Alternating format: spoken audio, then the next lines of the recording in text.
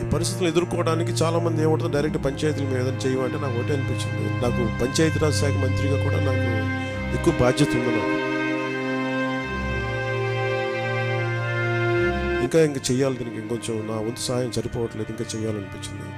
So దాదాపు 400 పంచాయతీలు అనుకుంటే, నేను ఒక్కొక్క పంచాయతీకి వ్యక్తిగతంగా నా తరపు నుంచి 1 లక్ష రూపాయలు డైరెక్ట్గా పంచాయతీలకు వెళ్ళాలి. మన 10,000 రూపాయలు 25,000 రూపాయలు అలాగా డైరెక్ట్ పంచాయతీ నిధుల్లో పడ్డాయో, అలాగే ఈ 1 లక్ష రూపాయలు కూడా ఇది ఎంత సహాయం అవుతుందో తెలియదు, కానీ కనీసం ఆ పారిశుద్ధ్య పనుల కన్నా పనిచేస్తే ప్రభుత్వం మీద కొంచెం భారం తగ్గుద్ది. సో నా సైడ్ నుంచి నేను ఇచ్చి 400 పంచాయతీలకి ఈ 1 లక్ష రూపాయలు చొప్పున కనీసం పారిశుద్ధ్య పనులకు కొంచెం సహాయకారిగా ఉంటుంది అనేది. ఉప ముఖ్యమంత్రి గారు పవన్ కళ్యాణ్ గారు తీసుకున్న ఈ నిర్ణయం వల్ల వారి అకౌంట్లో అన్నింటిలో కూడా 1 లక్ష రూపాయలు పడిపోయింది. మీరు ఈ డబ్బుల్ని జాగ్రత్తగా ఉపయోగించుకుని శానిటేషన్ కోసం, వైద్య సేవల కోసం మీరందరూ కూడా దయచేసి ఉపయోగించుకోండి.